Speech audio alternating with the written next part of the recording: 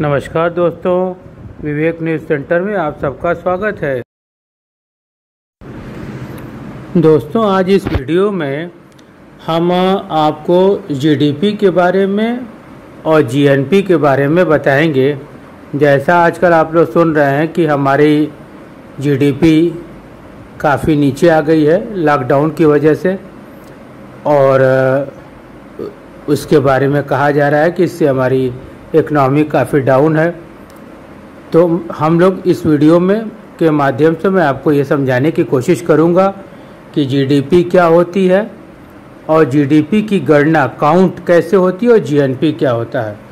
तो चलिए दोस्तों, मैं आपको शुरुआत करता हूँ। जीडीपी का फुल फॉर्म या जीडीपी का पूरा नाम होता है सकल घरेलू उत्पाद या ग्रॉस डोमेस्टिक प्रोडक्ट। अब जीडीपी का जो गणना करने की तरीका होती है उसमें 4 चीज़ें बहुत महत्वपूर्ण होती हैं। पहला तो आपकी राजनीतिक सीमा, दूसरा जीडीपी कितने वर्ष के लिए काउंट होता है, और तीसरा आपका अंतिम मूल्य, और चौथा होता है वस्तु। तो एक एक करके हम समझते हैं। जैसे राजनीतिक सीमा से क्या होता, मतलब क्या है। भारत के राजनीतिक सीमा में जिस भी चीज़ का निर्माण होगा या उत्पादन कल कारखानों या फैक्ट्रियों द्वारा होगा, उसकी गिनती भारतीय जीडीपी में की जाएगी। जैसे एलजी साउथ कोरिया की कंपनी है, लेकिन उसका फैक्ट्री या प्लांट जो है वो इंडिया में है, तो उसके उत्पादन की गणना भारतीय जीडीपी में की जाएगी, न कि साउथ कोरिया में के जीडीपी में नहीं की जाएगी। दूसरा जो होता है वो जीडीपी को एक वर्ष के लिए उसकी गणना की जाती है, एक वर्ष के लिए उसका निकाला जाता है। तीसरा होता है जीडीपी में अंतिम मूल्य। तो ये अंतिम मूल्य क्या होता है? अंतिम मूल्य या अंतिम वस्तु, जिसको आप लास्ट पेमेंट भी कहते हैं। जैसे आप इसको उदाहरण से मैं आपको समझाता हूँ। जैसे लैपटॉप कई कंपोनेंट या कई चीज़ों से मिलकर बना होता है।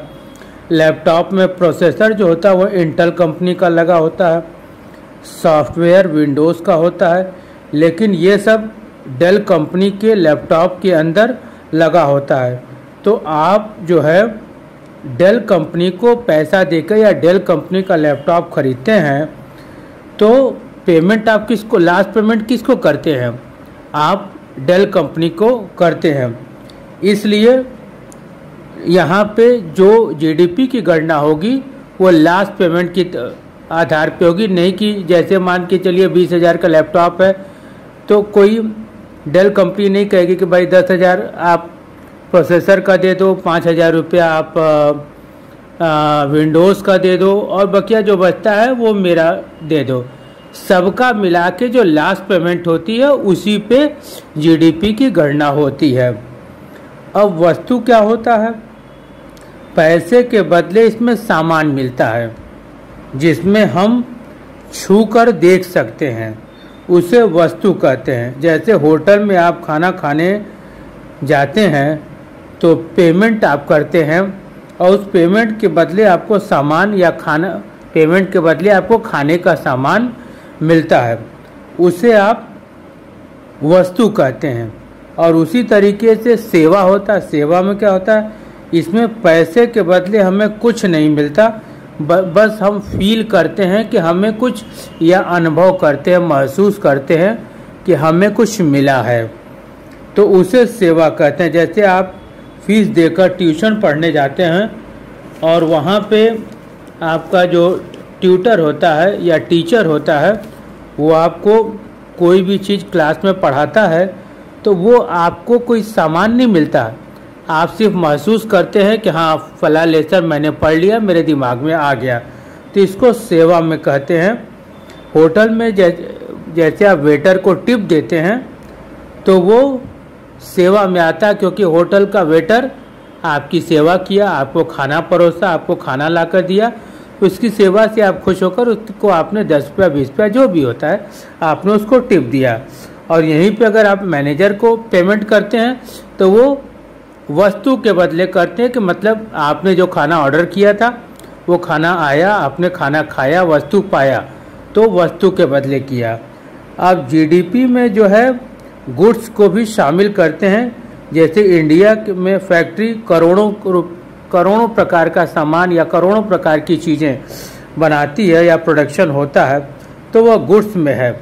जीडीपी में सेवा क्षेत्र को भी लेते हैं गणना करने में, जिसमें ट्रांसपोर्ट आता है, जैसे आपकी बस हो गई, हवाई जहाज़ हो गई, तमाम चीज़ें हैं। बैंक हो गई, बैंक भी आपका सेवा क्षेत्र में होता है, बैंक आपको सर्विस देता है। स्कूल हो गए, स्कूल में भी आपने फीस दिया, स्कूल आपको पढ़ाया। या कोई कोचिंग सेंटर हो गया, ब्यूटी पार्लर हो गया, यहाँ भी जैसे आप ब्यूटी पार्लर में देखते हैं कि काली कलौटी कोई लड़की गई और अंदर पता नहीं क्या क्या लगाते हैं करते हैं, वो खूबसूरत महिला बन के बाहर निकलती है, डेंट पेंट होके और लिपस्टिक वगैरह लगा के चमकते हुए। तो इससे क्या होता है कि वो भी आपके ब्यूटी पार्लर भी आपके सेवा क्षेत्र में आएगा और इसकी गणना भी जीडीपी में की जाती है। इसी तरीके से जैसे अमूल दूध हुआ, सुधा दूध हुआ, मदर डेयरी हुआ, जियो हुआ, वोडाफोन हुआ, जैसी कई कंपनियां अरबों रुपए का व्यापार या कमाती हैं, इनको भी जीडीपी में जोड़ा जाता है। जीडीपी भारत के डोमेस्टिक उत्पाद को दिखा रहा है। जीडीपी हमारा नेशनल उत्पाद नहीं दिखाता। जीडीपी से क्या फ़ायदा होता है या क्या होती है कि जीडीपी से सरकार टैक्स ज़्यादा मिलेगा, नौकरी मिलेगी और विदेशी कंपनियां आएंगी। अगर जैसे आप आजकल लोग कह रहे हैं कि भाई हमारी जीडीपी डाउन हो गई, अर्थव्यवस्था खराब हो गई, तो जीडीपी से आप सकल घरेलू उत्पाद होता है। जैसे मान के चलिए 2 कंपनियां हैं, टाटा और एलजी। तो टाटा कंपनी जो है वो इंडिया की कंपनी और एलजी साउथ कोरिया की कंपनी है।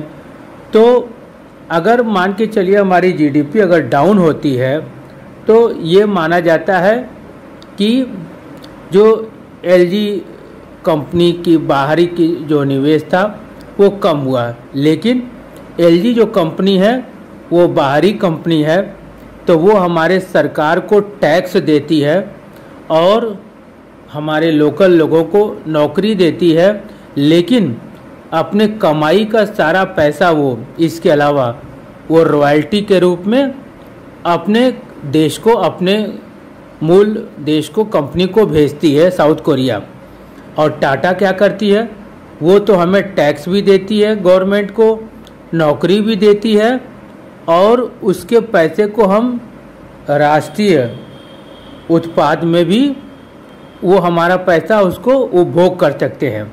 इसीलिए सरकार जो है वो घरेलू कंपनियों को ज़्यादा प्रोत्साहित करती है कि वो आपका, इससे हम लोग ज़्यादा बेहतर होंगे।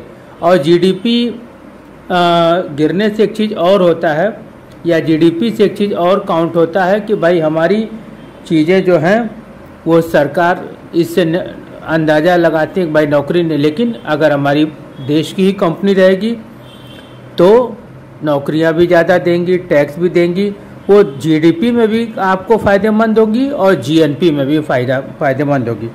अब जीएनपी क्या होता है वो मैं आपको बता देता हूँ।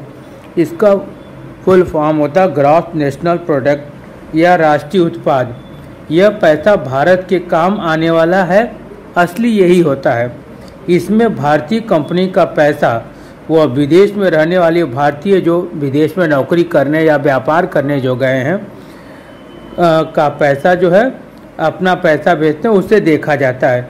जीडीपी अगर बढ़ा है और जीएनपी घटा है तो इससे यह प्रतीत होता है कि विदेशी कंपनी आपके यहाँ से या हमारे देश से ज़्यादा पैसा कमाकर अपने देश को भेज रही हैं, इसलिए यह शुभ नहीं है। हमारा जीएनपी भी ज़्यादा होना चाहिए। और जीएनपी के मामले में दोस्तों मैं आपको यहाँ बता दूं कि जीएनपी के मामले में हम विश्व में 3रे स्थान पे हैं और जीडीपी के मामले में हम अभी 6वें स्थान पे हैं। हमारा जीडीपी 2.6 ट्रिलियन है, जिसको योगी जी, मोदी जी 5 ट्रिलियन डॉलर का करने का एक टारगेट रखे हुए हैं 2024 तक। तीसरे स्थान पे आपका जापान आता है, जिसकी आपकी जीडीपी जो है वो 4.37 ट्रिलियन डॉलर की है। तो अगर हमारी 5 ट्रिलियन डॉलर की अर्थव्यवस्था हो जाएगी, जीडीपी हो जाएगी, तो उससे हम तीसरे नंबर पे आ जाएंगे पूरे दुनिया में, हमारी अर्थव्यवस्था हो जाएगी। तो इस तरीके से दोस्तों मुझे लगता है कि आप लोग ये समझ गए होंगे कि जीडीपी क्या होती है, जीडीपी की गणना कैसे की जाती है और जीडीपी के घटने से क्या इसका असर पड़ता है। इसका असर यही पड़ता है कि हमारी जो विदेशी कंपनियां हैं या विदेशी निवेश है, वो जीडीपी घटने से ये अंदाज़ा लगाती हैं कि यहाँ प्रोडक्शन कम हो रहा है, तो वो निवेश कम करती हैं। और जब विदेशी कंपनियां निवेश कम करती हैं तो नौकरी के अवसर कम होते हैं और सरकार को टैक्स कम मिलता है। इससे ये एक आंकड़ा निकाला जाता है कि अर्थव्यवस्था हमारी थोड़ी डाउन हो रही है। लेकिन असली अर्थव्यवस्था अगर हमारी किसी देश की या भारतीय कंपनियां अगर ज़्यादा से ज़्यादा है और वो अपना प्रोडक्शन कर रही हैं जीएनपी के तहत, तो वो हमारे देश के पैसे के मामले में असली वही पैसा है जो काउंट करता है। क्योंकि जीएनपी के तहत टाटा कंपनी जीडीपी के तहत सरकार को टैक्स भी देगी, सरकार को यहाँ के लोगों को, स्थानीय लोगों को नौकरी भी देगी और जीएनपी के तहत उनका पैसा देश में ही रहेगा और सरकार उनके पैसे का इस्तेमाल भी करेगी। इसलिए जीएनपी और घरेलू कंपनियों का प्रमोट होना ज़्यादा ज़रूरी है। तो इस तरीके से आप लोग समझ गए होंगे कि जीडीपी क्या होती है, जीडीपी के घटने से उसके क्या क्या प्रभाव होते हैं और जीएनपी क्या होती है। इसी के साथ दोस्तों मैं अपना ये वीडियो बंद करता हूँ। फिर आप लोग से अगले 2 वीडियो में मुलाकात होगी। अगर आप लोग को ये चैनल पसंद आया हो तो नीचे दाहिने तरफ लाल रंग का सब्सक्राइब बटन है, उसको सब्सक्राइब करें, अपने दोस्तों में शेयर करें और एक लाइक ज़रूर करें दोस्तों। इसी के साथ जय हिंद, जय भारत।